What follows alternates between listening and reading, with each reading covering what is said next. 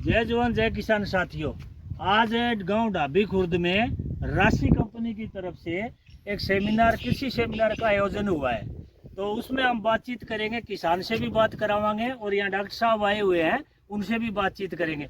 किसान भाई भी खड़े हैं, अगर किसी के मन में कोई डाउट, शंका, कोई प्रश्न हो तो भाई खुले दिल से डॉक्टर साहब से जो भी जानकारी लेनी है आप ले सकते हो।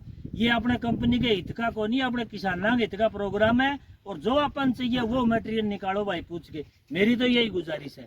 तो सबसे पहले हम आमंत्रित करा भाई किसान ने, आजा भाई आगे आजा। कोई बात नहीं, फोन करा गया। पहले तो अपना परिचय दे दे भाई, नाम के गांव के। जोगिंदर सिंह, गांव ढाबी खुर्द, मोबाइल नंबर 8954 ये भी नहीं बताओ ये मेला किस पर्पज में आयोजन हुआ है, आपने कौन सा बीज लिया? राशि बिजोड़ा है 960। अच्छा, बढ़िया बीज है।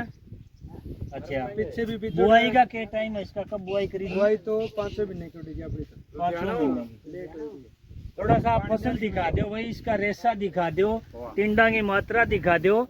अब की बार क्या प्रकृति साथ कौन दिया भाई, इसमें कीट का प्रकोप हर फसल में, लेकिन मैंने देखा है भाई इसमें कीट का थोड़ा कम मात्रा में प्रकोप है। जैसे आप ये रेशा देखोगे ना, हर एक फसल में ऐसा रेशा नहीं है, इसका उबारदार रेशा है, इसमें कीट की मात्रा भी बहुत कम है।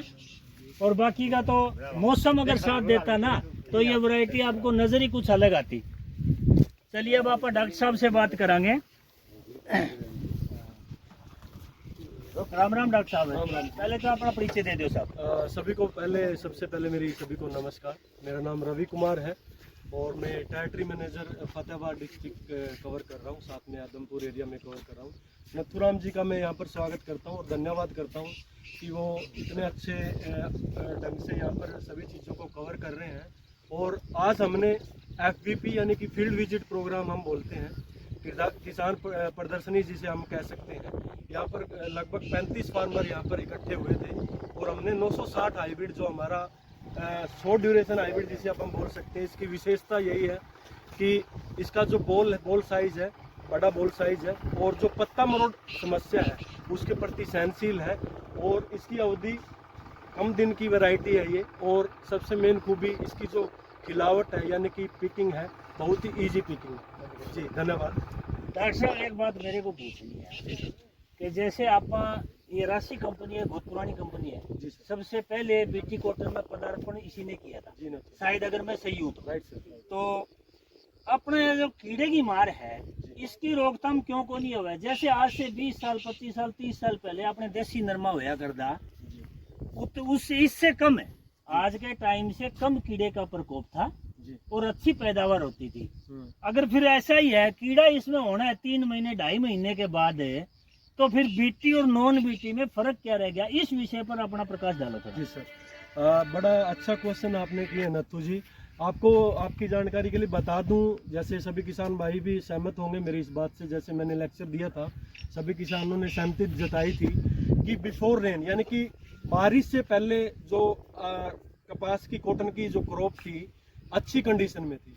क्योंकि जैसे नथु जी ने बताया कि पिंक बॉल वॉर्म यानी कि PBW जिसे आप हम बोलते हैं, वो 2-3 सालों से लगातार हो रहा है। लेकिन अब की बार किसान भाई जागरूक बने हैं, उन्होंने जब भी कोई स्प्रे निकाल लिया अपनी कॉटन क्रॉप पे, उसने PBW का जो स्प्रे है, मोलिक्यूल है, वो ऐड करके स्प्रे निकाल ली है। 2-3 स्प्रे बारिश से पहले किसान ने निकाल ली थी, जिससे जो PBW का जो कंट्रोल था अब की बार मैं कहूँगा 80 से 90% कंट्रोल था।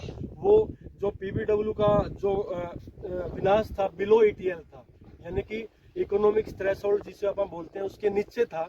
तो अब की बार जो PBW का कंट्रोल देखने को मिला, लेकिन वही है मौसम की मार। ठीक है, कहते हैं कि ना कि भाई बंदे हैं हम उसके, उस पे किसका जोर।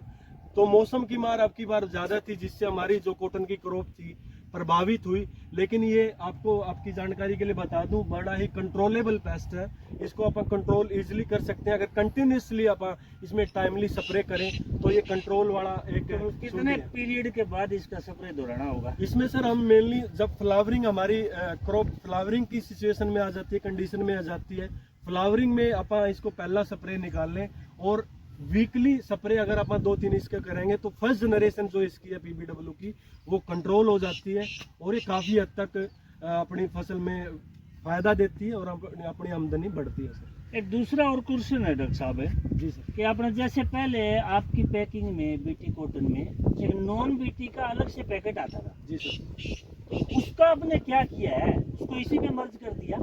जी बिल्कुल सही कह रहे उसका हैं। कारण भी बताओ फिर। उसका कारण यही था सर, जैसे कि आपने बताया कि पहले जो हमारा आता था पैकेट में अलग से पुड़िया आती थी, हम देते थे उसको, वही था बॉर्डर रो पे हम लगाने के लिए देते थे। मेनली हमारा मकसद यही था कि किसान इसको बॉर्डर पे लगाए और किसान, जैसे कि वही बात है, मेरा यही मानना है कि सबसे बड़ा साइंटिस्ट है लेकिन बॉडी कॉम भी है, तो उसने क्या किया, उसकी पुड़िया बना के अपने फेंकने स्टार्ट कर दिया। यूज ही नहीं करता था, यूज ही नहीं करता था वो, जिससे गवर्नमेंट की एज पर गवर्नमेंट गाइडलाइन और कंपनी की डिस्कशन के बाद हमने यही निर्णय लिया कि इसको हम अंदर ही नॉन बीटी को मिक्स कर दें सर। यही हमारा रीजन। भाई मेरी एक रिक्वेस्ट है, किसान भाई खड़े, अगर किसी के मन में कोई सवाल प्रश्न हो तो भाई डॉक्टर साहब को कर सको, कोई संकोच को नहीं। मारे तो कोने 9 साल हूँ, तू खेती नहीं करी है, तेरे ही था ये तने पूछना जरूरी